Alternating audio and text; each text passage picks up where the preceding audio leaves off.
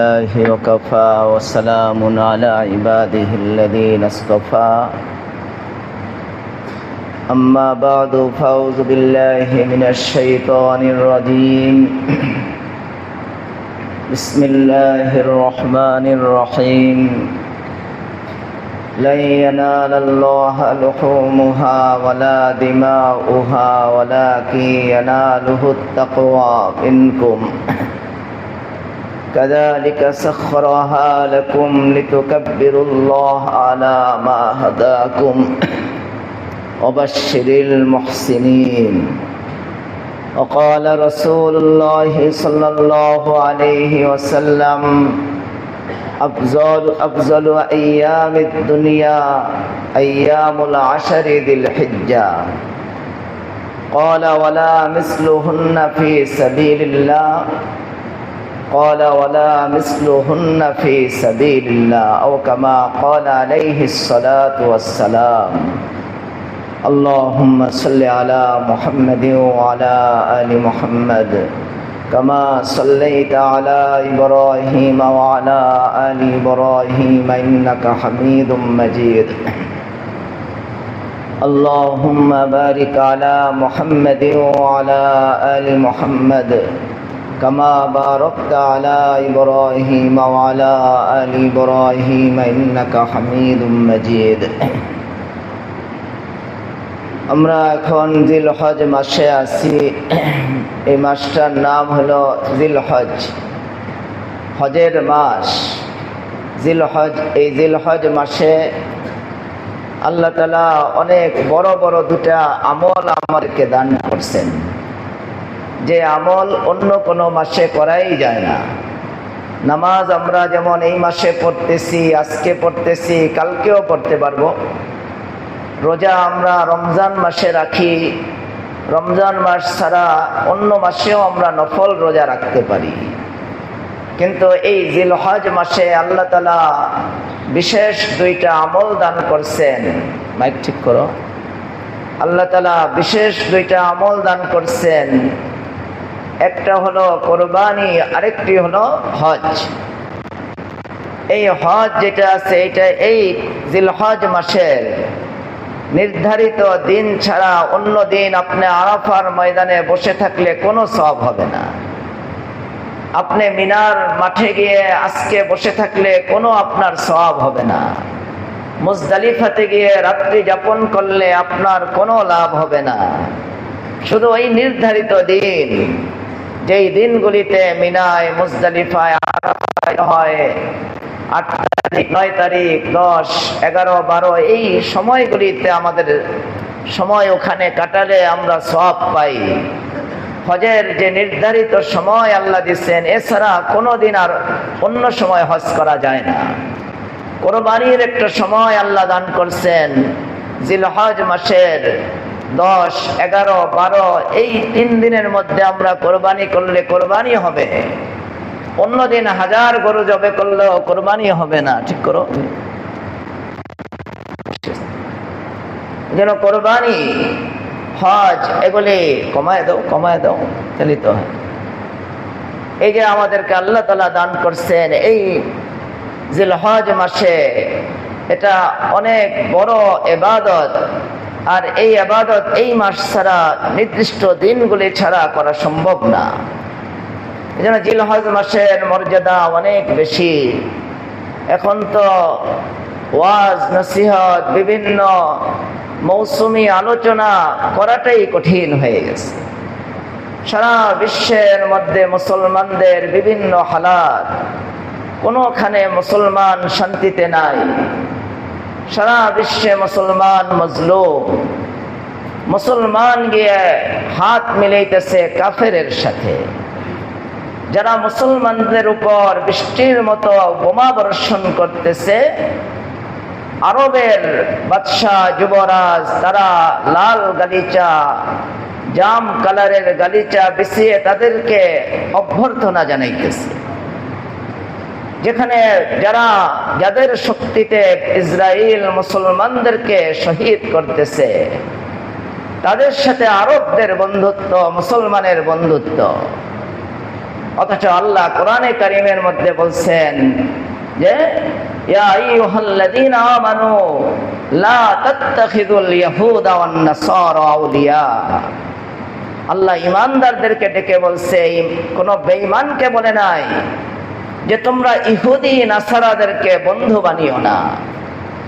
আমরা আজকে জিলহজ মাসের ফজিলত বয়ান করব। ওদিক দিয়ে আমাদের ভাইদের উপর বৃষ্টির মতো বোমা বর্ষণ হইতেছে। প্রতিদিন হাজার হাজার মা শিশু সন্তান হারা হইতেছে। প্রতিদিন হাজার হাজার মা স্বামী হারা হইতেছে।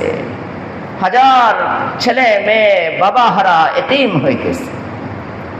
যেন আজকে আমাদের আলোচনা, ওলামাদের মুখ দিয়ে আলোচনা করতে গেলেই মুসলমানদের হালাত সামনে আসে। এজন্য আমাদের উচিত হলো এখন আমাদেরকে নিয়ে ফিকির করা।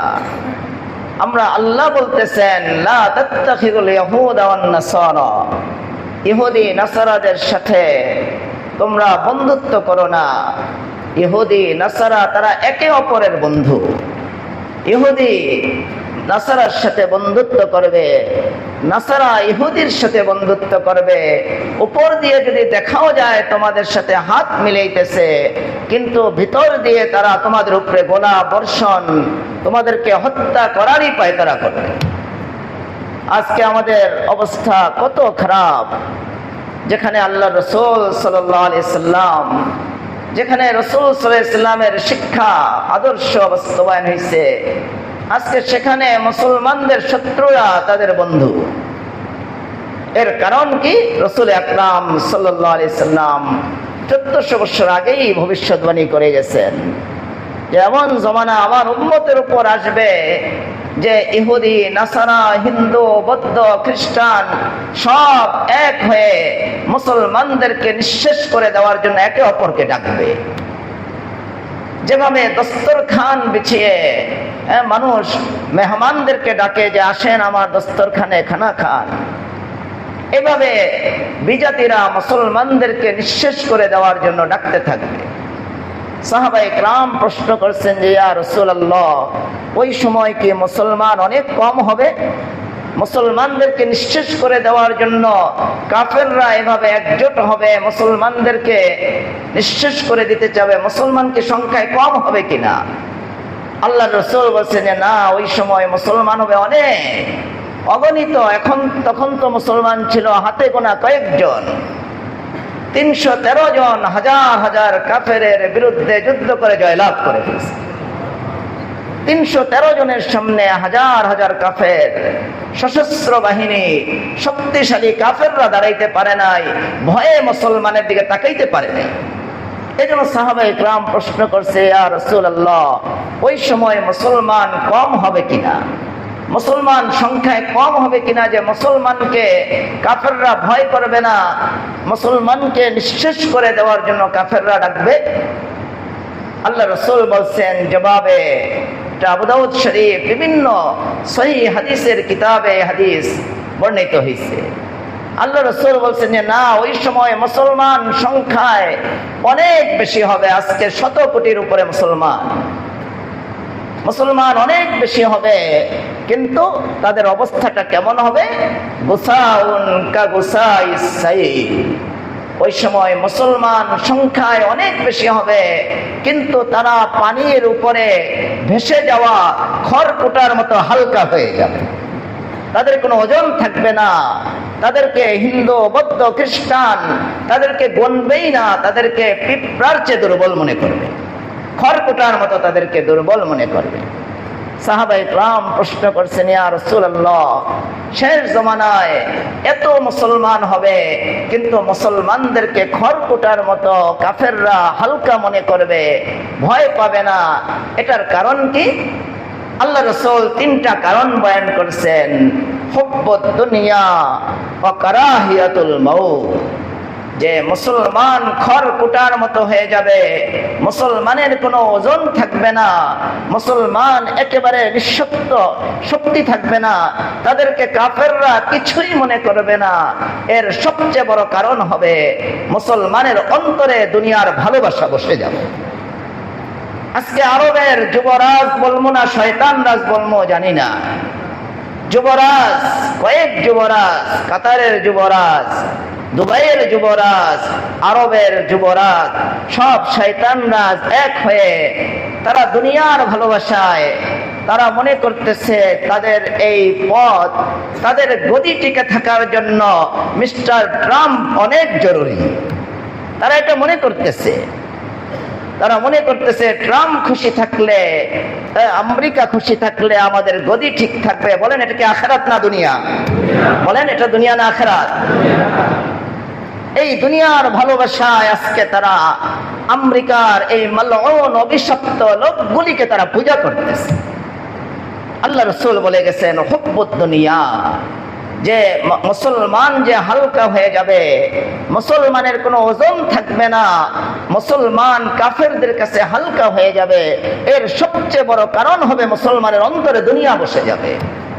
আল্লাহ রাসূল বলেন قال رسول الله صلى الله عليه وسلم إذا عظمت أمتي الدنيا نزعت منها هيبة الإسلام وإذا تركت الأمر بالمعروف والنهي عن المنكر حرمت بركة الوحي وإذا تسابت سقطت من عين الله। আল্লাহ রাসূল বলেন আমার উম্মতের অন্তরে যখন দুনিয়া বসে যাবে, আমার উম্মত যখন দুনিয়াকে ভালোবাসবে, দুনিয়াকে বড় মনে করবে, এক নাম্বার তাদের উপরে যে আযাব আমি দান করব সেটা হলো ইসলামের মর্যাদা তাদের অন্তর থেকে আমি দূর করে দেব, উঠায় দেব। তাদের অন্তরের মধ্যে ইসলাম ইমানের মর্যাদা থাকবে না। এটা আমরা আরবের যুবরাজ না শয়তান রাজ আমি জানি না, ওদের দিকে তাকাইলে আমাদের স্পষ্ট বুঝে আসবে যে আজকে শুধু গদির লোভে তাদের পাশে কাছে ফিলিস্তিনের মধ্যে বৃষ্টির মতো গোলাবর্ষণ হইতেছে, তাদের পক্ষ থেকে একটা গুলি ছুড়ার ক্ষমতা নাই, তারা গুলি ছুটতে পারতেছে না, তারা কোনো একটা সাধারণ ধমকও দিতে পারতেছে না। এটা শুধু একটাই কারণ, তাদের অন্তরের মধ্যে দুনিয়া বসে আছে। আল্লাহ রাসূল বলছেন এটা। এজন্য সবচেয়ে বড় কারণ আজকে মুসলমান এত পিছিয়ে পড়ে যাওয়ার। আজকে ইসরায়েল একটা ছোট্ট রাষ্ট্র, এই ছোট্ট রাষ্ট্র এটা 32 দাঁতের মাঝখানে জিহ্বার মতো, চারোদিকে মুসলিম বড় বড় ভালো ভালো শক্তিশালী রাষ্ট্র, কিন্তু ফিলিস্তিনের মধ্যে গোলাবর্ষণ হইতেছে, প্রতিদিন শত শত নিরীহ মানুষ শহীদ হইতেছে, তাদের কোনো খবরও নেই। এটার সবচেয়ে বড় কারণ তাদের ভিতরে ঢুকছে দুনিয়া, উপর দিয়ে শুধু আছে আল খেল্লা জুব্বা, ভিতর দিয়ে তাদের সবার ঢুকে গেছে ইহুদিয়ত, তাদের অন্তরের মধ্যে ঢুকে গেছে ইহুদিয়ত, তাদের অন্তরের মধ্যে তারা লালন করতেছে ইহুদি নাসারাদের প্রেম ভালোবাসা, যার কারণে তারা একটা হুমকি দেওয়া, একটা ধমক দেওয়ার শক্তি পর্যন্ত হারিয়ে ফেলছে।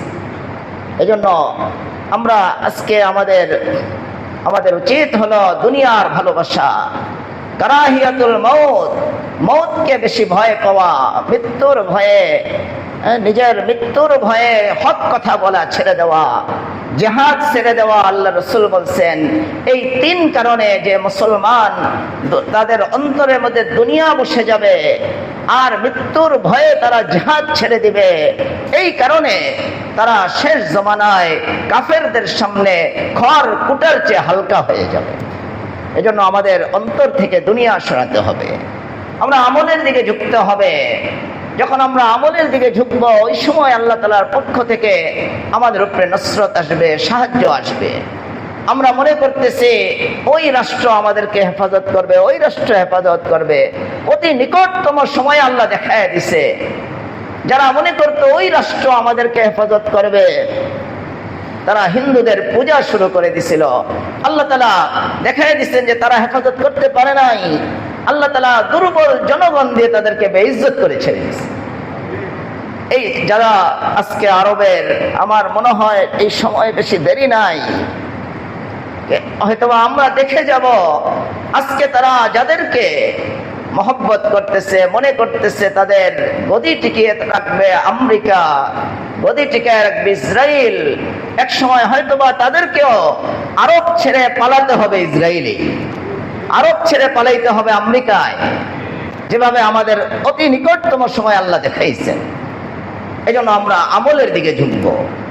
আমরা শুধু আমলের দিকে যদি না ঝুঁকি, তাহলে আমাদের অন্তরের মধ্যে যখন দুনিয়া বসবে, অটোমেটিক আমরা হালকা হয়ে যাব, খড় কোটার মতো হয়ে যাইব, আমাদের কোনো ওজন থাকবে না মানুষের চোখের মধ্যে। এই জন্য এই আমাদের জিলহজ মাস, এটা একটা আমলের মাস। প্রতিটা দিনই তো আমাদের আমলের, বিশেষ কিছু মাস। আল্লাহ কোরআনে কারীমের মধ্যে বলেন, ইন্না ইদ্দাতাশ শুহুরি ইনদাল্লাহি ইন্না ইদ্দাতাশ শুহুরি ইনদাল্লাহি 12 শাহরান ফি কিতাবিল্লাহ ইয়াওমা খালাকাস সামাওয়াতি ওয়াল আরদা মিনহা আরবাআতুন হুরুম। আল্লাহ বলেন যে দুনিয়ার সৃষ্টির শুরু থেকে আল্লাহ বলতেছেন যে আমি আমার এলেমের মধ্যে এটা নিয়ে আসছি। আমার এলেম মোতাবেক দুনিয়ার সৃষ্টির শুরু থেকেই আমি মাস নির্ধারণ করছি 12টা। বলেন আমাদের জন্য কয়টা মাস আছে?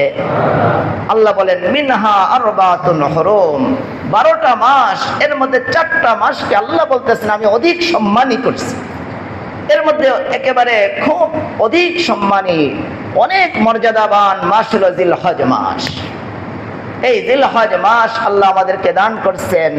আমরা ইবাদতের দিকে ঝুঁকব, আমলের দিকে ঝুঁকব। আমরা যদি শুধু বাহ্যিক বিভিন্ন ইসের দ্বারা আমরা কামিয়াবি অর্জন করতে চাই, এটা হবে না। কামিয়াবি রাখছেন আল্লাহ তাআলা আমলের মধ্যে। কামিয়াবি সফলতা আল্লাহ তাআলা রাখছেন আমাদের ঈমান, মজবুত ঈমান, মজবুত আমলের মধ্যে। এই জন্য আমরা আমলের দিকে ঝুঁকব। এই জিলহজ মাস আল্লাহ আমাদেরকে পাওয়াইছেন, এই মাসটাকে আমরা নষ্ট করব না। প্রতিটা দিনের দাম, প্রতিটা রাত্রের দাম আল্লাহ তাআলার কাছে অনেক বেশি। আল্লাহ রাসূল সাল্লাল্লাহু আলাইহি সাল্লাম বলেন, قال رسول الله صلى الله عليه وسلم أفضل أيام الدنيا أيام العشر ذي الحجة قال ولا مثلهن في سبيل الله قال ولا مثلهن في سبيل الله أو كما قال عليه الصلاة والسلام। আল্লাহ রসুল বলেন আল্লাহ তাআলা যতগুলি দিন সৃষ্টি করছেন, এই দিনগুলির মধ্যে সবচেয়ে মর্যাদাবান, সবচেয়ে প্রিয় দিন হলো আল্লাহ তাআলার কাছে জিলহজ মাসের প্রথম 10 দিন। আল্লাহ তাআলার কাছে সবচেয়ে প্রিয় দিন। এক সাহাবী প্রশ্ন করছেন, ওয়ালা মিসলুহুন্না ফি সাবিলিল্লাহ قال ولا مثلهن في سبيل الله। এক সাহাবী প্রশ্ন করছে, ইয়া রাসূলুল্লাহ, আমরা তো জানি জিহাদের ময়দানে যে আমরা যাই, যেই দিনগুলিতে আমরা জিহাদ করি, এই দিনগুলি আল্লাহ তাআলার কাছে বেশি দামি। ইয়া রাসূলুল্লাহ, জিলহজ মাসের যে 10 দিন আপনি বলতেছেন অনেক দামি, এই দিনগুলি কি জিহাদের মধ্যে গিয়ে আমরা যেই দিনগুলি কাটাই ওই দিনের চেয়েও দামি? আল্লাহ রসুল বলেন, হ্যাঁ, ওয়ালা মিসলুহুন্না ফি সাবিলিল্লাহ, আল্লাহ রাস্তায় গিয়ে তোমরা যেই দিনগুলি জিহাদে কাটাও ওই দিনগুলির চেয়েও আল্লাহ তাআলা জিলহজ মাসের 10 দিনকে আল্লাহ তাআলা দামি করে দিয়েছেন। এজন্য আমাদের উচিত এই জিলহজ মাসের এই 10 দিনকে নষ্ট না করা, খুব আমলের দিকে ঝুঁকা। আল্লাহ রাসূল অন্য হাদিসের মধ্যে বলেন যে এই দিনগুলি জিলহজ মাসের যে 10টা দিন, এই দিনের ব্যাপারে আল্লাহ রাসূল বলেন যে এই দিনগুলো হলো আল্লাহ তাআলার কাছে ইবাদতের জন্য সবচেয়ে দামি দিন, সবচেয়ে প্রিয় দিন, সবচেয়ে দামি দিন, সবচেয়ে প্রিয় দিন। তাহলে এই দামি দিনে আমরা কি কাজ করব? আল্লাহ রাসূল বলেন, ফাআকসিরু ফীহিন্নাল তাহলিলা ফাআকসিরু ফীহিন্নাত তাহলিল। আল্লাহ রাসূল বলেন যে এই দিন যখন পাইবে, এই যে জিলহজ মাসের 10 দিন আমাদের উপর দিয়ে অতিবাহিত হইতেছে, আমরা কোন তাসবিহ বেশি পড়ব? আল্লাহ রাসূল বলেন, ফাআকসিরু ফীহিন্নাত তাহলিল, যে তোমরা এই দিন অধিক পরিমাণে লা ইলাহা ইল্লাল্লাহ পড়ো, আল্লাহ রসুলের হাদিস যে তোমরা এই দিন কোন আমল বেশি করবে, এই দিন তোমরা যদি জিকির করো তাহলে লা ইলাহা ইল্লাল্লাহর জিকির বেশি পরিমাণে করো। ফাআকসিরু ফীহিন্নাত তাহলিল ওয়াত তাকবীর ওয়াত তাহমিদ। এই দিনগুলিতে তোমরা জিকিরের মধ্যে তোমরা লা ইলাহা ইল্লাল্লাহর জিকির, এরকম ভাবে আল্লাহু আকবার জিকির, এরকম হামদের জিকির বেশি পরিমাণে করো। আলহামদুলিল্লাহ আলহামদুলিল্লাহ বেশি বেশি পড়তে থাকো। এই জন্য আমরা এই দিনগুলিতে আমাদের জবানকে আমরা এই জিকিরগুলির দ্বারা তরুতাজা রাখবো, লা ইলাহা ইল্লাল্লাহ জবানে জারি রাখবো। এমনিই তো লা ইলাহা ইল্লাল্লাহর ফজিলত অনেক বেশি।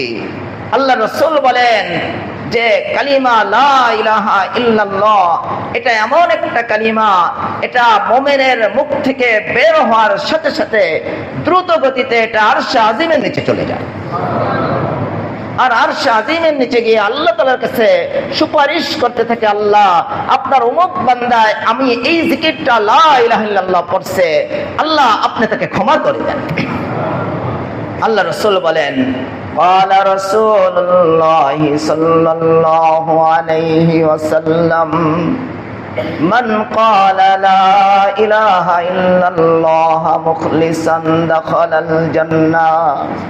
আল্লাহ রাসূল বলেন যারা জীবনে একবার ইখলাসের সাথে লা ইলাহা ইল্লাল্লাহ পড়বে, তাদের যদি গুনাহ থাকে, কোন শাস্তি যদি তাদের ভাগ্যে থাকে, শাস্তি ভোগ করে হলো একদিন না একদিন আল্লাহ তাআলা তাকে জান্নাতে পৌঁছে দেবে।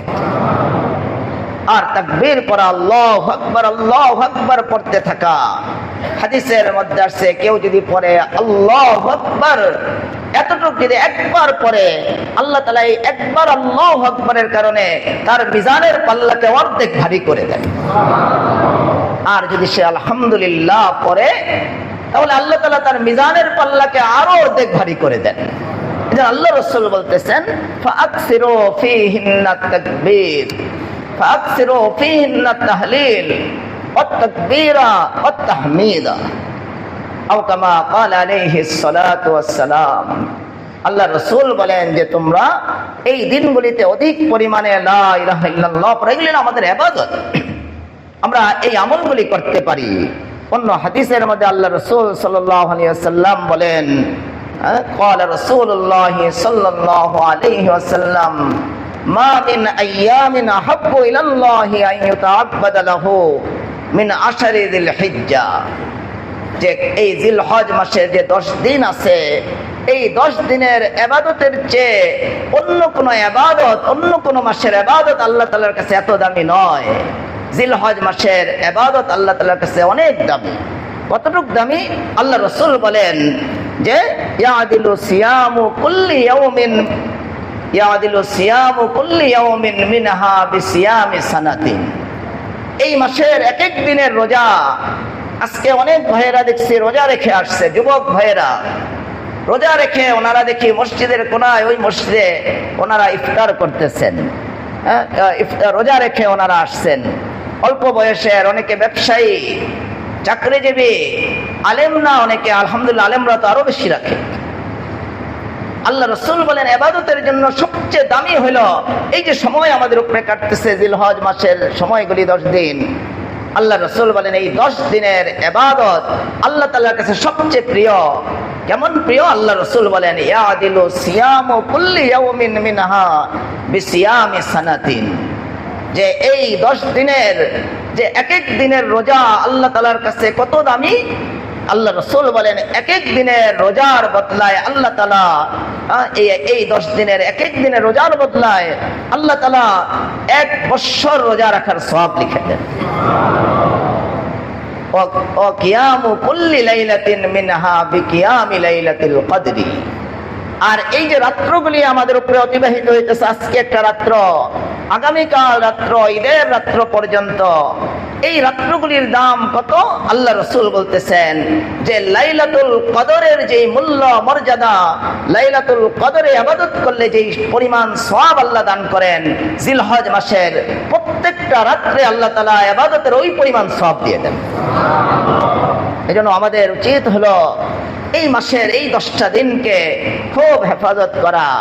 আমরা মনে করি, আমাদের উলামায়ে কেরাম লেখেন যে শয়তানের একটা বড় ধোঁকা হলো, শয়তান মানুষকে কথা বোঝায় যে তোমার আমল করতে হবে, কিন্তু তোমার আমল করার সময় হয়নি। তুমি আরো বড় হও, আরো বয়স হওয়ার পরে, তুমি মাত্র যুবক, তুমি বড় হও, বয়স হও, তোমার দাড়ি পাকলে তারপরে তুমি আমল করো। কিন্তু দাড়ি পাকার যে সময় পাবে, এটার কি বলেন কোন নিশ্চয়তা আছে? এটা হলো শয়তানের একটি ধোঁকা, যে তোমার আমল করার এখন সময় হয় নাই, এখন তুমি রোজা রাখো না, এখন তুমি নফল নামাজ পড়ো না, রোজা রাখা এখন তুমি ফরজ পড়লেই যথেষ্ট। আর অনেকে তো ফরজ থেকেও মাহরুম করে দেয়। এজন্য আমরা এই দিনগুলি আমরা একটু ইবাদতে কাটানোর চেষ্টা করি। আজকে আমরা কত ধরনের মুসিবত, কত ধরনের বিপদ, আল্লাহর জিকির থেকে যত আমরা দূরে সরতেছি, আল্লাহর ইবাদত থেকে দূরে সরতেছি, আমাদের উপর বিপদ ছেকে আসতেছে। আল্লাহ কোরআনেও বলেন, মান আরাদা আন যিকরি ফাইন্না লাহু মাঈশাতান দানকা ওয়া নাহশুরুহু ইয়াওমাল কিয়ামাতি আ'মা قال رب لما حشرتني أعمى وقد كنت بصيرا। আল্লাহ বলেন, যারা আমার জিকির থেকে, আমাকে ডাকা থেকে যারা মুখ ফিরায় নেবে, জেনে রাখো তোমরা শান্তি পাইবে না। প্রথম শাস্তি হলো, আমি তোমাদের দুনিয়ার এই সামান্য সময়ের জীবনটাকে অসুখী করে দিব। তোমার ঘরে সুন্দরী বিবি থাকবে, কিন্তু সুন্দরী বিবি তোমার শত্রু হয়ে যাবে। তোমার ঘরে ঘরে টাকরা যুবক কতগুলি ছেলে থাকবে, এই ছেলেগুলিকে আমি তোমার আযাব বানিয়ে দিব। তোমার ঘরে সুন্দর ফুটফুটে ফুলের মতো মেয়ে থাকবে, এই মেয়ে হবে তোমার গলার কাটা। মান আরাদা আন যিকরি ফাইন্না লাহু মাঈশাতান দানকা ওয়া নাহশুরুহু ইয়াওমাল কিয়ামাতি আ'মা। আল্লাহ দুইটা শাস্তির কথা বলছেন, যারা ইবাদত ছেড়ে দিবে, যারা আল্লাহকে স্মরণ করা ছেড়ে দিবে, আমল করা ছেড়ে দিবে, প্রথম শাস্তি হলো তাদের জীবনটাকে আল্লাহ সংকীর্ণ করে দিবে। তাদের জীবন সুখ থাকবে না, খুব বুক ফুলাইয়া হাঁটছে, মানুষের সম্পদকে শোষণ করছে, রাষ্ট্রের সম্পদকে আরেক দেশে পাচার করছে, তাদের দিকে কেউ চোখ তুলে তাকাইতে পারে নাই। আজকে তারা বাহিরে বাহিরে ঘুরতেছে, নিজের ঘরের মধ্যেও ঢুকতে পারে না, নিজের ঘরের মধ্যে আজকে তারা আসতে পারতেছে না।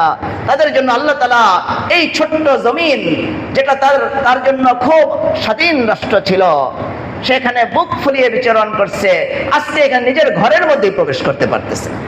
এটাই আল্লাহ বলছেন, ফাইন্না লাহু মাঈশাতান দানকা ওয়া নাহশুরুহু ইয়াওমাল কিয়ামাতি আ'মা। প্রথম দুনিয়াটাকে অশান্তির করে দিবে। দুনিয়া তো অনেক বড়, কিন্তু তার কাছে মনে হবে ছোট। আর দ্বিতীয় শাস্তি, ওয়া নাহশুরুহু ইয়াওমাল কিয়ামাতি আ'মা, অন্ধ করে কিয়ামতের দিন আল্লাহ উঠাবে। যে ওলামারা বলছিল তোমাকে আমল করতে, ওলামারা বলছিল, মুবাল্লিগিনরা বলছিল তুমি নবী পাও নাই, তুমি সাহাবীদের পাও নাই, কিন্তু তোমার যুগের ওলামাদেরকে পাইছিলে, তবলিগওয়ালাদের, মুবাল্লিগিনদের পাইছিলে, হক্কানি পীর মাশায়েখদেরকে পাইছিলে, তুমি তাদের থেকে দিন কেন গ্রহণ করো নাই? আল্লাহ বলবেন, তুমি সেই দিন তোমার চোখকে, তোমার দিলকে তাদের থেকে ফিরিয়ে রাখছিলে, আমার কোরআনের দিকে তুমি তাকাও নাই, ওলামাদের নসিহতের দিকে কান লাগাও নাই, এই জন্য আমি তোমাকে চিরতরে অন্ধ করে দিলাম। আল্লাহ কোরআনের মধ্যে বলছেন। এজন্য আমরা আমলের দিকে ঝুঁকবো। এই মাসটা খুব বড় আমলের মাস। হাদিসের মধ্যে আসছে, আল্লাহ রাসূল বলেন, এই যে 9 তারিখের দিন, সামনে আমাদের 9 তারিখ আরাফার দিন, এই যে আমাদের যে ফজিলতগুলি আসে, ইয়াউমুন নাহর, ইয়াউমে আরাফা, এটা আরবের সাথে সম্পর্ক না। এটা হলো যেই দেশে যখন থেকে চাঁদ, ওই চাঁদের হিসাবে 9 তারিখ, চাঁদের হিসাবে 10 তারিখ। আমাদের যেদিন আমরা 9 তারিখ, সেদিন আরবে হলো 10 তারিখ। আরবওয়ালারা ওই দিন কোরবানি করে দিবে, কিন্তু ওই দিন আমরা কোরবানি করলে হবে বলেন? আমাদের দেশের চাঁদ আমরা যখন দেখতেছি, ওই হিসাব করতে হবে আমাদের। আল্লাহ রাসূল বলেন, এই যে এই মাসের রোজা, বিশেষ করে আরাফার দিনের রোজার ব্যাপারে আল্লাহ রাসূল বলেন, যে সিয়ামু ইয়াউমি আরাফা আহতাসিবু আলাল্লাহি আন ইউকাফিরা আস-সানাতাল্লাতী ক্বাবলাহু ওয়াস-সানাতাল্লাতী বা'দাহু আও কামা ক্বালা আলাইহিস সালাতু ওয়াস-সালাম। আল্লাহ রাসূল বলেন যে আরাফার দিনের 9 তারিখের দিন, ঈদের আগের দিনের রোজার ব্যাপারে আল্লাহ রাসূল বলতেছেন যে কেউ যদি এই দিনের রোজাটা রাখে আল্লাহ তাআলা তাকে কত বড় প্রতিদান দিবেন। আল্লাহ রাসূল বলতেছেন যে তার পূর্বের 1 বছরের সামনের 1 বছরের গুনাহকে আল্লাহ মাফ করে দিবেন। আমাদের জীবনে কত অগণিত সগীরা গুনাহ, এই হাদিসগুলির মধ্যে যে বলছে গুনাহ মাফ করে দিবে, এর দ্বারা উদ্দেশ্য সগীরা গুনাহ, অগণিত সগীরা গুনাহ হয়ে যায়। এই সগীরা গুনাহগুলিকে যদি জমা করা হয় আমাদের প্রতি মাসের গুনাহ হবে পাহাড় সমতুল্য। তাহলে এই গুনাহগুলি কি আমাদের মাফ করানো লাগবে না? আল্লাহ বিভিন্ন সওয়াবের দ্বারা ইন্নাল হাসানাত ইউযহিবনাস সাইয়্যাত, আল্লাহ আরহামুর রাহিমিন। আল্লাহ জানে বান্দা ছোট গুনাহে গুনাহই মনে করে না বেশি, তার খেয়ালই থাকে না, তওবা করতে পারে না। আল্লাহ আরহামুর রাহিমিন আল্লাহ রহম করে বলতেছেন আমি তোমাদের উপরে কিছু নিয়ামত, কিছু আমল দান করছি, নামাজ, রোজা, হজ। এই আমলগুলি যদি তোমরা করো, তওবা না করলেও আমি তোমাদের সগীরা গুনাহ সব মাফ করে দেব। এই জন্য আমাদের আমলের দিকে ঝুঁকতে হবে। আমলের দিকে না ঝুঁকে আমরা যদি শুধু স্লোগানের পিছে ঝুঁকি, স্লোগানও লাগবে, স্লোগান অনেক জরুরি, জিহাদ অনেক জরুরি, প্রতিবাদ অনেক জরুরি, কিন্তু সাথে লাগবে আমল। সাহাবায়ে কেরাম বলছেন আমরা দিনের বেলা জিহাদ করেছি, দিনের বেলা আমরা ঘোড়া চালিয়েছি, আমরা শত্রুর বিরুদ্ধে তলোয়ার চালাইছি, আর রাত্রেবেলা আমরা তাহাজ্জুদের মধ্যে রাত্র কাটাইছি। আর ওনাদের এই জিহাদের মধ্যে আল্লাহ শক্তি যোগাইছেন, নসরত যোগাইছেন। আজকে আমাদের আমলের থেকে আমরা দূরে সরে যাইতেছি। এই জন্য এই মাসের এই আমলগুলি আল্লাহ রাসূল বলছেন এই মাসের এক একটা রোজা যে কেউ একটা করে রোজা রাখবে, এক এক সাল 1 বছর নফল ইবাদতের সওয়াব সে পেয়ে যাবে। এক এক রাত্রের ইবাদত লাইলাতুল কদরের সমতুল্য সওয়াব দিয়ে দেওয়া হবে। এই জন্য আমরা এই আমলগুলি করতে থাকবো। অন্য হাদিসের মধ্যে আল্লাহ রাসূল বলেন আমার যে কোনো উম্মত আরাফার দিন 9 তারিখের দিন তার 2টা অঙ্গকে হেফাজত করবে। একটা হলো চোখের হেফাজত, আরেকটা হলো জবানের হেফাজত। আল্লাহ রাসূল বলেন, হাদিস এখানে আমি প্রায় সবগুলি লিখে নিয়ে আসছি, মুখস্থ করছি, আবার লিখেও নিয়ে যাতে আমার ভুল বয়ান না হয়। আল্লাহ রাসূল বলেন যে ব্যক্তি আরাফার দিন 2টা অঙ্গ, একটা হলো তার চোখ, আরেকটা হলো তার জবান, এই 2টা অঙ্গকে হেফাজত করবে, চোখ দিয়ে কোনো গুনাহ করবে না। বলেন কোন অঙ্গ হেফাজত করতে হবে? বলেন আজকে চোখ হেফাজত করা। যাকে দেখলে মনে হয় আল্লাহর ওলি, উনিও এসে বলে হুজুর আমি সব আমল করি কিন্তু চোখের হেফাজত করি না। কারণ ওই যে শয়তানের বাক্স একটা আছে হুজুর, এই শয়তানের বাক্স আমাকে অনেক গুনাহ করায় দেয়। আজকে শয়তানের বাক্স এটা তো জরুরতে ব্যবহার করা উচিত ছিল, কিন্তু এখন অনেকেই তো রাগ করে ফেলবে আমি বললেই যে হুজুর আপনি শয়তানের বাক্স বলতেছেন, আমার পকেটে তো এটা রাখি আর আপনি এটাকে শয়তানের বাক্স বলেন। আমি এটা দিয়ে কোরআনও তো করি, আপনি কোরআনও পড়লেন, আপনি যেই গ্লাস দিয়ে আপনি পানি খান এই গ্লাসের মধ্যে যদি আপনি মলমূত্র পায়খানা রাখেন, বলেন এটাই গ্লাস আর থাকবে? এটা পবিত্র থাকবে না, অপবিত্র হয়ে যাবে। আপনি যেই, এটা তো শয়তানের বড় ধোঁকা যে তুই কোরআন পড়বি, তুই হাদিস পড়বি, ওলামাদের বয়ান শুনবি। আমার মনে হয় কোন মুসলমানকে এছাড়া অন্য কোনো কথা বলে শয়তান এই টাচ মোবাইল তার হাতে দেয় না। তার টাচ মোবাইল তার হাতে দেওয়ার সবচেয়ে বড় মন্ত্র ব্যবহার করে যে ওলামাদের নেটে অনেক বয়ান আছে, বয়ান শুনবি। পরে বয়ান তো দূরের কথা, তার সিনেমা দেখতে দেখতেই তার জীবন শেষ হয়ে যায়, চোখের গুনাহ করতে করতেই তার জীবন শেষ হয়ে যায়। কিসের বয়ান শুনবে সে? শুনলো মাঝে মধ্যে 1 মিনিট, 10 মিনিট, 20 মিনিট, আর তার জীবনে 5 ঘন্টা শুনতে থাকে কি গান, সে দেখতে থাকে আজে বাজে ছবি। আল্লাহ রাসূল বলেন যে ব্যক্তি আরাফার দিনে চোখের হেফাজত করবে আর জবানের হেফাজত করবে, জবান দিয়ে মিথ্যা বলবে না, জবান দিয়ে সে গীবত করবে না, জবান দিয়ে চগলখড়ি করবে না, আল্লাহ রাসূল বলেন গফির লাহু, আল্লাহ তাআলা তার জীবনের গুনাহকে মাফ করে দিবেন। এজন্য আমরা এটা একটা আমল, আমরা এই মাসের জবানকে আমরা সংযত রাখি, গীবত করব না। চোখ দিয়ে আমরা অপাত্রে দৃষ্টি করব না, খারাপ জিনিস দেখব না। ইনশাআল্লাহ আল্লাহ ভরপুর আজর দান করবেন। এই মাসের একটা বড় আমল আল্লাহ রসুল আমাদেরকে শিক্ষা দিয়েছেন। হাদিস, এটা মুসলিম শরীফের হাদিস। আল্লাহ রসুল বলেন, যে ব্যক্তি কোরবানি করার নিয়ত রাখে, কোরবানি করবে, আল্লাহ রসুল বলেন ওই ব্যক্তি যেন চাঁদ উঠার পরে সে যেন আর তার নখ, তার মোষ, তার বগলের নিচের পশম, নাভির নিচের পশম না কাটে। চাঁদ দেখার পরে, এগুলি চাঁদ দেখার আগে কেটে নিবে। আমরা ছাত্রদেরকে এখানে বা আমরা নিজেরা বয়ান করি, শিক্ষকরাও আলোচনা মোজাকারা হয়, জুমার দিনও বয়ান হয়ে যায়, এলাকার লোকেরা আলহামদুলিল্লাহ অনেকেই আমল করে। আল্লাহ রসুল বলেন যারা কোরবানি করবে, এই কোরবানি যারা করবে তারা যেন তাদের চাঁদ উঠার পরে, এই যে আমাদের চাঁদ উঠে গেছে আরো 2 দিন আগে, চাঁদ উঠার পরে যেন, মুসলিম শরীফের হাদিস, চাঁদ উঠার পরে যেন সে মোষ না কাটে, চাঁদ উঠার পরে যেন সে নখ না কাটে, চাঁদ ওঠার পরে যেন সে অন্যান্য পশম এগুলিকে না কাটে, না ছাটে। আল্লাহ রসুল বলতেছে এটা যেন সে না করে, বরঞ্চ সে ঈদের দিন কোরবানি করার পরে যেন এগুলি পরিষ্কার করে নেয়। এটা আল্লাহ রসুল বলছেন। কেন বলছেন? আজকে জিলহজ মাস শুরু, এটা হজের মাস। হাজি সাহেবানরা এহরাম বেঁধে লব্বাইক আল্লাহুম্মা লব্বাইক বলতে বলতে হেরেমে যাইতেছে। এহরাম বাঁধার পরে তারা মোষ কাটতে পারে না, চুল কাটতে পারে না, তারা পশম কাটতে পারে না, নখ কাটতে পারে না।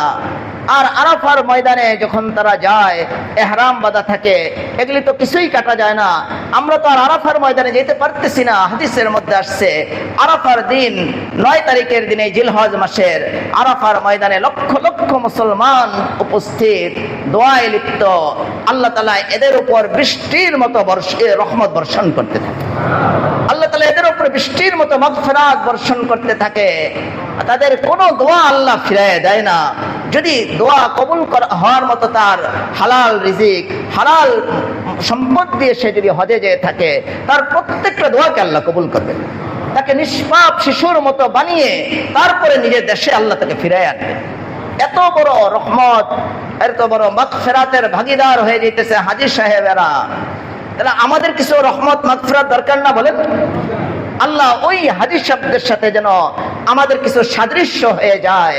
হাজী সাহেবরা মোষ কাটতেছে না, তারা এহরাম বেঁধে বাঁধার কারণে মোষ কাটতে পারতেছে না, চুল কাটতে পারতেছে না, নখ কাটতে পারতেছে না। আল্লাহ রসুল আমাদেরকে বলছে তোমরাও চাঁদ ওঠার পরে আর এগুলি কেটো না, কিছুটা হাজী সাহেবদের সাথে সাদৃশ্য অবলম্বন করো। আল্লাহ তাআলা যেই রহমত মাগফিরাত আল্লাহ তাআলা আরাফার ময়দানের মধ্যে দান করবেন, ওই রহমত মাগফিরাতের কিছু অংশ তোমরাও পেয়ে যাইবা। সাহাবায়ে কেরামের মধ্যে কিছু সাহাবী খুব গরিব ছিল, ওনারা কোরবানি করতে পারতেন না। ওনারা কোরবানির ফাজাইল শুনে আল্লাহ রসুলকে প্রশ্ন করছে যে ইয়া রাসূলুল্লাহ, আমাদের কাছে তো কোনো পশু নাই, কিন্তু একজনের থেকে একটা ধার নিছি, একটা পশু, আমনি হাতান উনসা, একটা ধার করা পশু আমি ধার নিছি, আমাকে ধার দিছে যে তুমি দুধ দহন করে পান করো, কিছুদিন পর আমাকে ফেরত দিয়ে দিও। আমাকে ধার দিছে, আমি কি এই পশুটা তো আমি মালিক না, এটা তো আরেকজনের মালিক, আমি তার থেকে ধার নিছি, আমি কি এটাই কোরবানি করে দিব কিনা? সওয়াবের লোভে আল্লাহ রসুলের কাছে এক সাহাবী প্রশ্ন করে, আল্লাহ রসুল বলেছেন যে না, তুমি এইটা করো না, তুমি চাঁদ উঠার আগে তোমার নখ, তোমার মোষ, তোমার যা পশম আছে এগুলি তুমি কেটে ফেলো, আর এগুলি কাটবে না। তুমি ঈদের দিন মানুষেরা যখন কোরবানি করে তুমি তখন এগুলি কেটে ফেলবে, তাহলে আল্লাহ তাআলা তোমাকে একটা কবুল কোরবানির সওয়াব দিয়ে দিবে। আমাদের মধ্যে অনেক গরিব ভাইয়েরা আছে যারা কোরবানি করতে পারে না। এই কোরবানি করার মতো সম্পদ হয়তো বা তাদের নাই। অনেকেরই সম্পদ আছে, আমরা করি না। আবার সামান্য সম্পদ 52.5 ভরি রূপার পরিমাণ মূল্যের যদি আপনার কিছু ব্যবসার পণ্য স্টক থাকে বা টাকা থাকে, মানে 60-65 হাজার টাকা, এই পরিমাণ টাকা আপনার থাকলে, ব্যবসার পণ্য থাকলে, বা অধিক কিছু একটা ঘর দুয়ার একটু, বা একটা আপনার প্রয়োজনের অতিরিক্ত আপনার 2টা হুন্ডা, একটা আপনার প্রয়োজন লাগে আরেকটা লাগে না, তাহলে আপনার উপরে আপনার একটা ওই হুন্ডার দাম যদি 60-65 হাজার টাকা হয়ে যায়, আপনার উপরে কোরবানি ওয়াজিব হয়ে যায়। আপনি 10,000, 12,000, 8,000 টাকা দিয়ে একটা বকরি, 1 বছরের বকরি খাসি কিনে আপনি কোরবানি দিয়ে দেন। ওই সাহাবী প্রশ্ন করেছিলেন, আমাদের তো কোরবানি করার সুযোগ নাই, গরিব। আল্লাহ রাসূল বলছে, তোমার এই নখ চুল এগুলি কেটো না, এগুলি তুমি ওই কোরবানির দিন কোরবানি করার পরে কেটে নিও, এটাই তোমার পরিপূর্ণ কোরবানি হিসাবে এটা গণ্য হবে। এজন্য আমাদের সুযোগ নাই, আমরা এই নখ চুলগুলি যদি আগে না কেটে থাকি, চাঁদ ওঠার আগে কেটে থাকি, এখন আর কাটবো না। ঈদের পরে আমরা নামাজের পরে যখন মানুষ কোরবানি করবে তখন আমরা কেটে নিব ইনশাল্লাহ। আল্লাহ আমাদেরকে কোরবানির সওয়াব দান করে দিবেন। এভাবে আমরা এর সাথে আমরা এই মাসের ফজিলত বলি আমরা অর্জন করার চেষ্টা করব। এই মাসটাকে নষ্ট করব না। এই মাসের সবচেয়ে বড় ইবাদত হলো, আল্লাহ রাসূল সাল্লাল্লাহু আলাইহি ওয়াসাল্লাম বলেন 10 তারিখের দিন, কোরবানির যে দিন, 3টা দিন 10, 11, 12, এই 3 দিনের যত আমল আছে তার মধ্যে সবচেয়ে আল্লাহ তাআলার কাছে প্রিয় আমল হলো কোরবানি করা। আল্লাহ রাসূল বলেন, এই কোরবানি মানুষ যে পশুটাকে জবে করলো বিসমিল্লাহি আল্লাহু আকবার বলে, অনেকে জবে করে না, ডরে যে আমি দোয়া পারি না, কিন্তু বিসমিল্লাহ আল্লাহু আকবার পারে না এমন কেউ আছেন? বলেন, হাত উঠান যে আমি পারি না। একজন একটু অর্ধেক হাত উঠিয়েছে, তাতে নামায় ফেলছে আবার, যে বিসমিল্লাহ আল্লাহু আকবার পারেন না কেউ আছেন? বলেন, কেউ পারেন না? হ্যাঁ, সবাই পারেন তো? বিসমিল্লাহ আল্লাহু আকবার বলে আপনি জবাই করে দিবেন, বাস আপনার এটা কোরবানি হয়ে যাবে বিসমিল্লাহি আল্লাহু আকবার বলে। আল্লাহ রাসূল বলেন যে আল্লাহর কাছে সবচেয়ে প্রিয় আমল হলো এই দিনগুলির মধ্যে কোরবানির আমল। এই কোরবানিটা যখন করে, এই রক্তটা মাটিতে পড়ার সাথে সাথে আল্লাহ রাসূল বলেন এই কোরবানিটাকে আল্লাহ কবুল করে নেয়।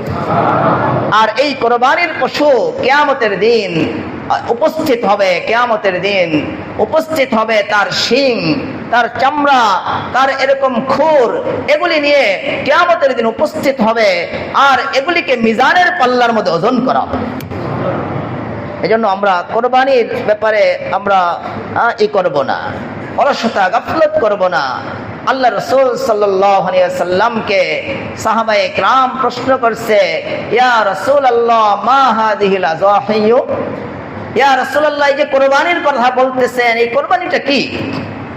আল্লাহ রাসূল সাল্লাল্লাহু আলাইহি ওয়াসাল্লাম বলেন, সুন্নাতু আবিকুম ইব্রাহিম আলাইহিস সালাতু ওয়াস সালাম, এই কোরবানি হলো তোমাদের পিতা ইব্রাহিম আলাইহিস সালাতু ওয়াস সালামের সুন্নাহ।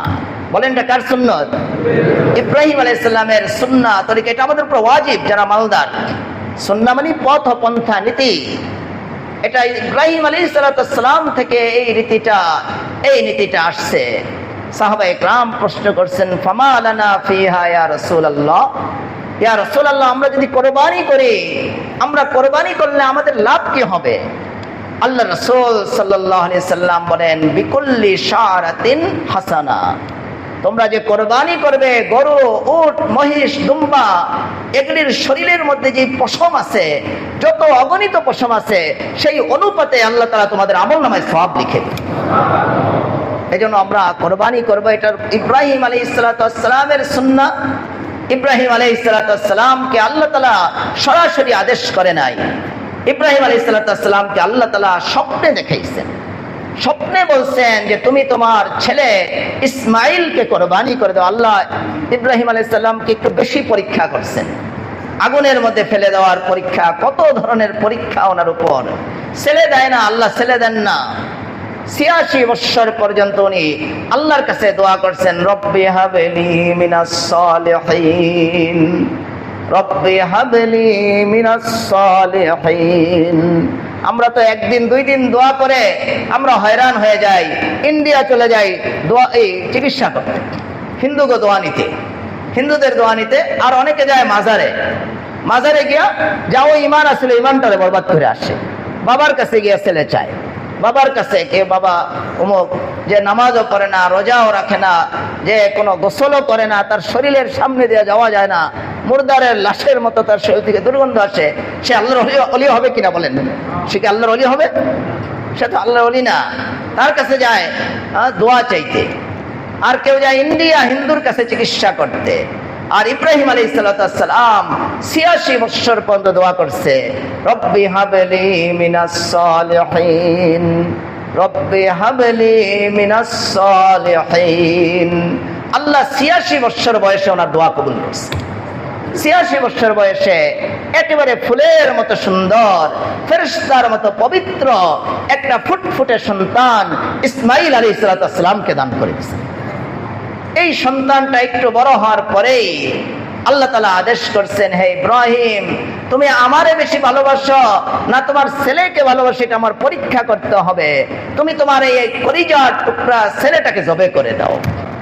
ইব্রাহিম আলাইহিস সালাম কোনো চিন্তা করে নাই যে কিভাবে ছেলে করি, 86 বছর বয়সে বাচ্চা পাইছি।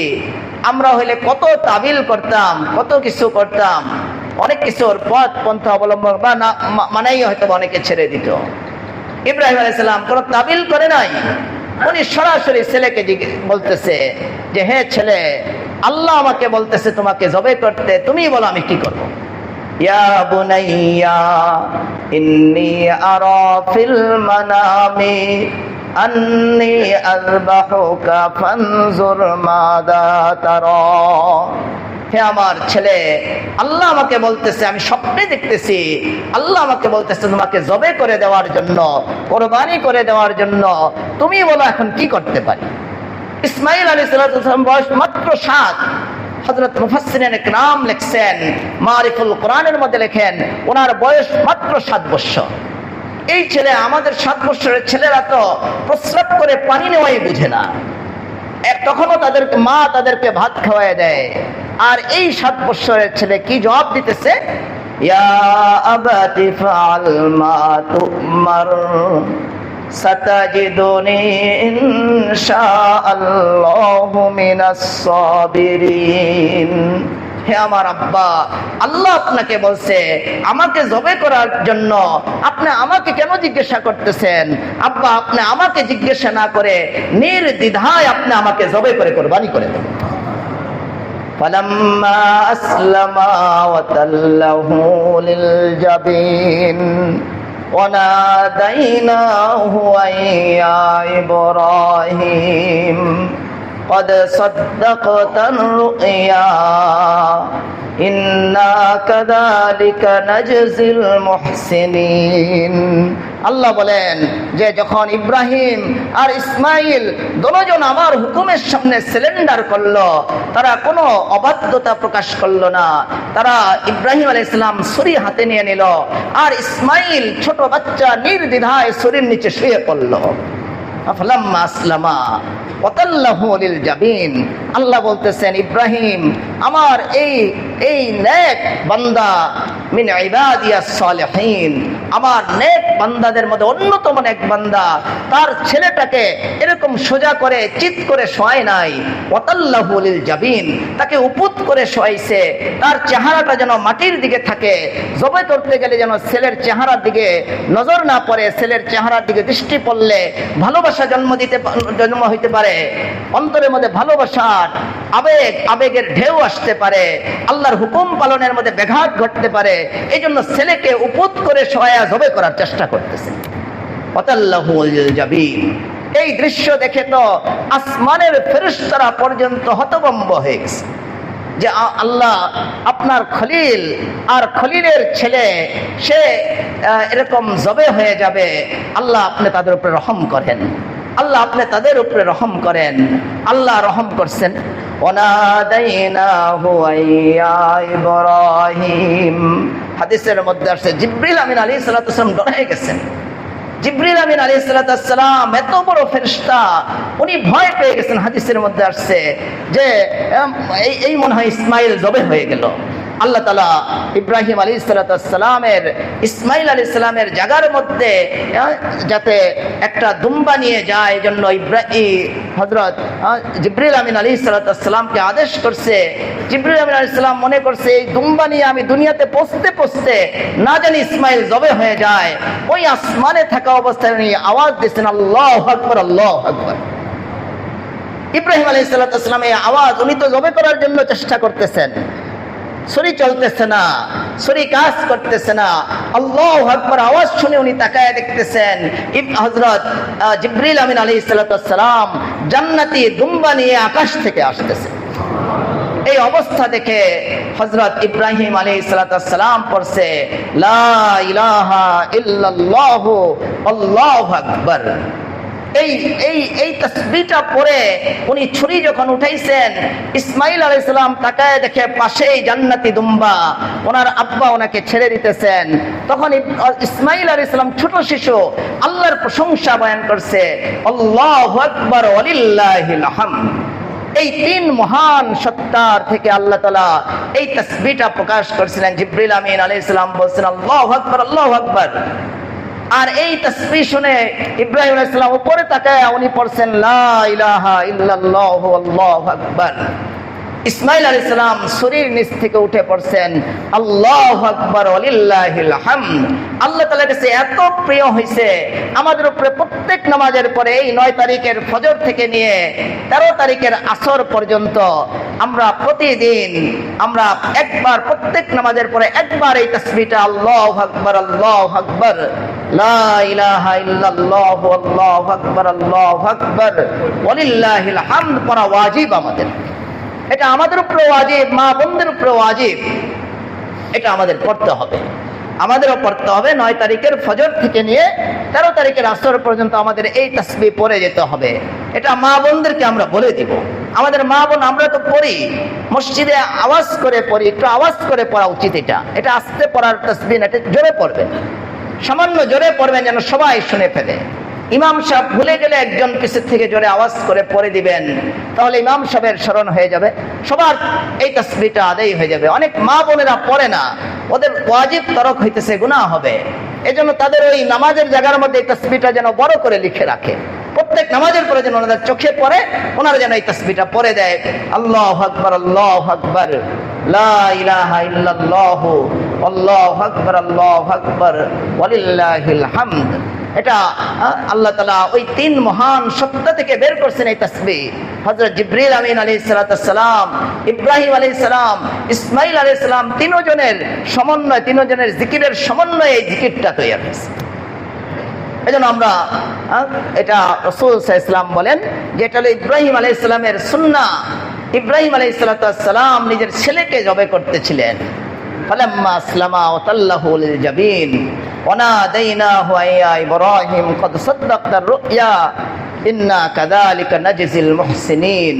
আল্লাহ বলেন এই যে আমি ইব্রাহিমকে সাহায্য করলাম, তার ছেলেকে আমি বাঁচিয়ে দিলাম, এইভাবে যারা যারা নেক আমলকারী, যারা ভালো আমল করে, যারা দুনিয়াতে এসে সুন্দর আমল করে, এরকম যত আমলকারী ব্যক্তি তাদের সবাইকে আমি এরকম উত্তম থেকে উত্তম প্রতিদান দিয়ে যাব। যারা আজকে এই জমানার মধ্যেও সুন্দর আমল করবে, আল্লাহ তাআলা তাকে সুন্দর থেকে সুন্দর প্রতিদান দিতে থাকবে, তার বিপদ আল্লাহ দূর করবেন। এই জন্য আমরা কোরবানিটা সুন্দরভাবে দিব। এটা ইব্রাহিম আলাইহিস সালাম থেকে এই পর্যন্ত আমাদের পর্যন্ত চলে আসছে। আমরা এখানে নিয়তকে সুন্দর করব। আমরা কোরবানি দিতে গিয়া অনেক সময় ওই বড় বড় হাতির মতো গরু কিনি, আর রাস্তার মধ্যে আবার লাল শালু, লাল কাপড় পরায়া হাঁটাই, আর পিছে আবার একটা লোক তৈরি করি, সে জিজ্ঞাসা করে গরুটা কার রে? জবাবে আরেকজন বলে হাজী সাহেবের, অমুক হাজী সাহেবের, অমুক হাজী সাহেবের। এটা নামটা প্রচার হইলো, তারও এই হইলো, মনে করলো যে এটা মনে হয় আমার একটা কিছু অর্জন হলো। আল্লাহ কোরআনে কারিমের মধ্যে বলতেছেন তোমরা যে কোরবানি করো, এই কোরবানির কোনো কিছু কিন্তু আমার কাছে পৌঁছে না। আল্লাহ বলেন লা ইয়ানালাল্লাহু লুহুমুহা ওয়ালা দিমাউহা ওয়ালাকিন ইয়ানালুহুত তাকওয়া মিনকুম।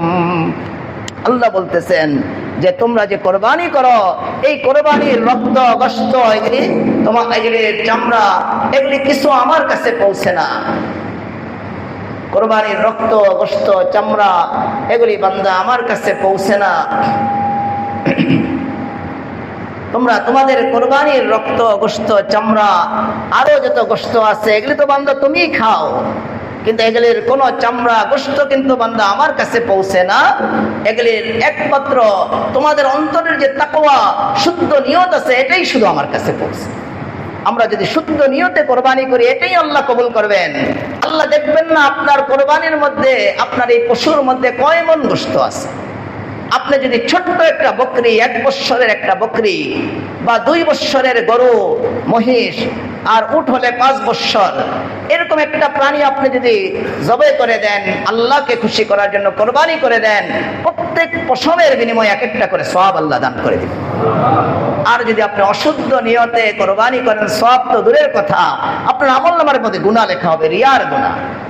এইজন্য আল্লাহ রাসূল বলেন, ইন্নাল্লাহা লা ইয়ানজুরু ইলা সুওয়ারিকুম ওয়া আমওয়ালিকুম ওয়ালাকিন ইয়ানজুরু ইলা কুলুবিকুম ওয়া আমালিকুম আও কামা ক্বালা আলাইহিস সালাতু ওয়াস সালাম।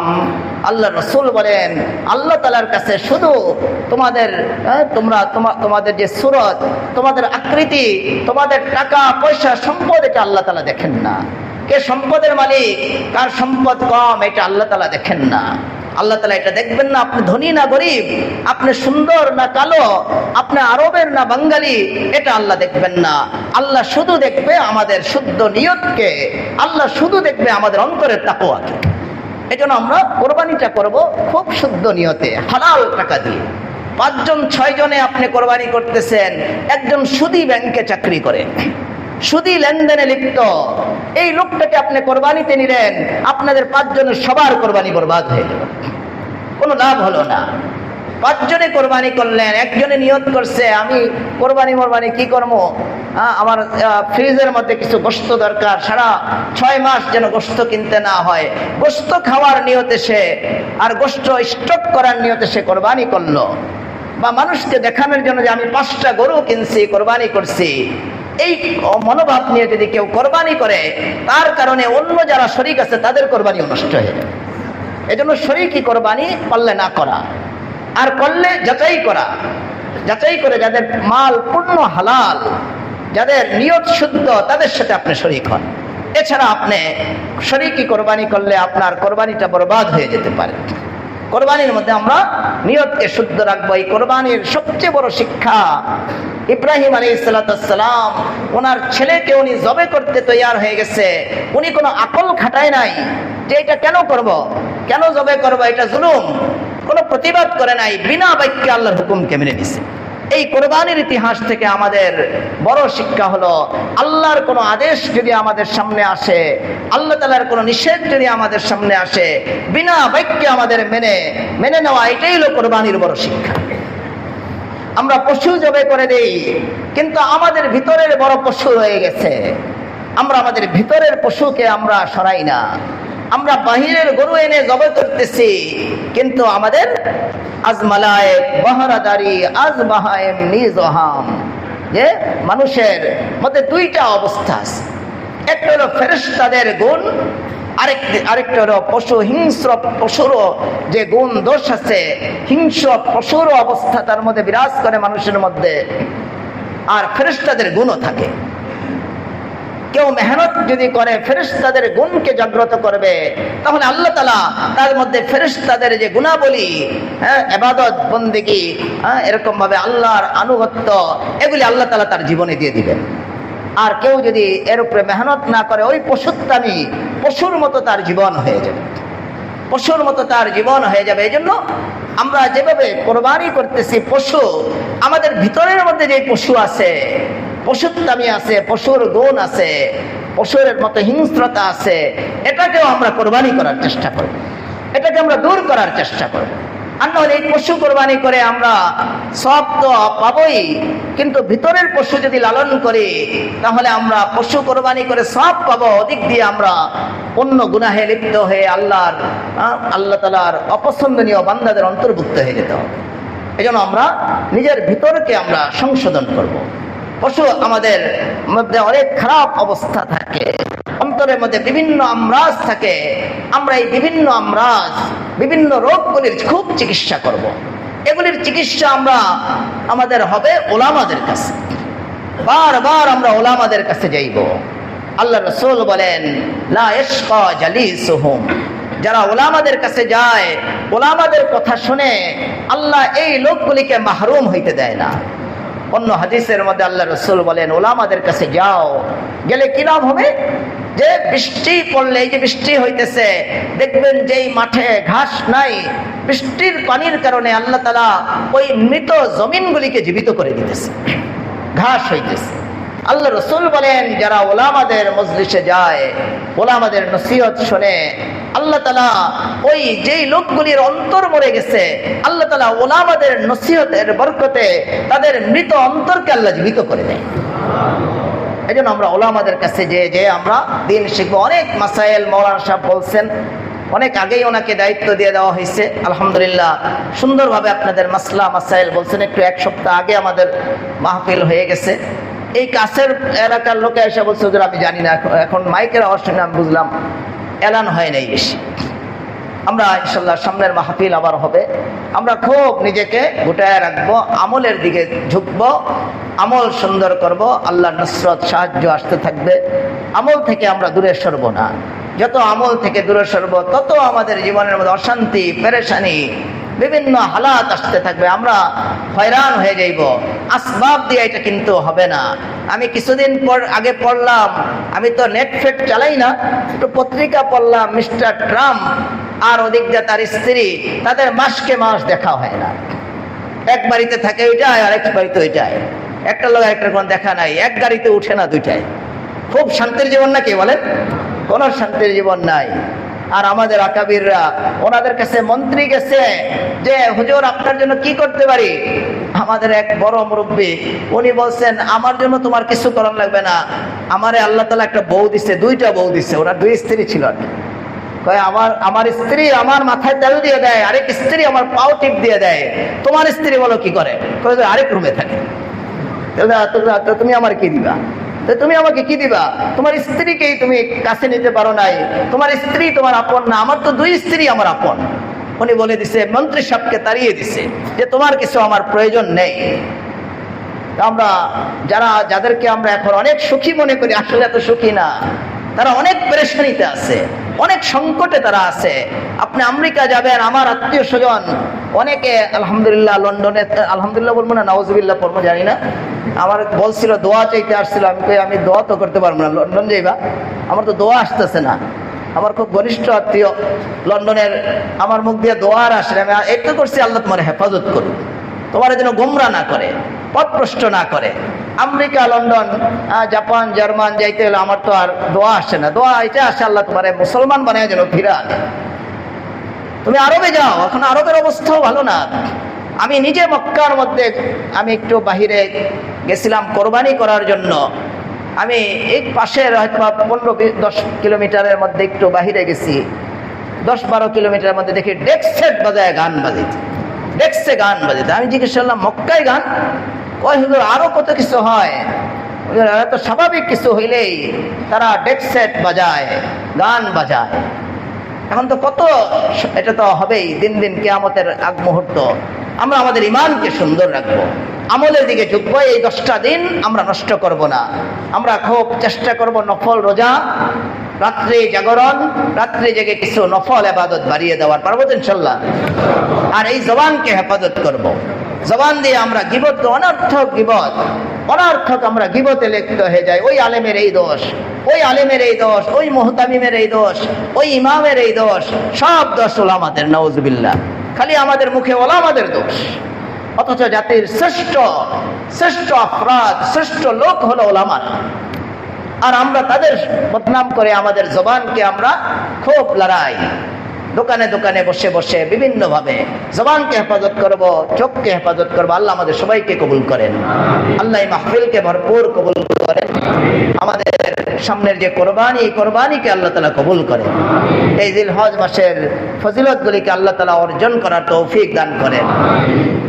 সারা বিশ্বের মুসলমানদের উপর আল্লাহ তাআলা রহম ফরমান, খাস করে আল্লাহ তাআলা ফিলিস্তিনের মুসলমানদের উপর রহম ফরমান। আল্লাহ তাআলা গাজাবাসীকে আল্লাহ তাআলা মুক্তি দান করেন। সকল ধরনের নসরতের দরজা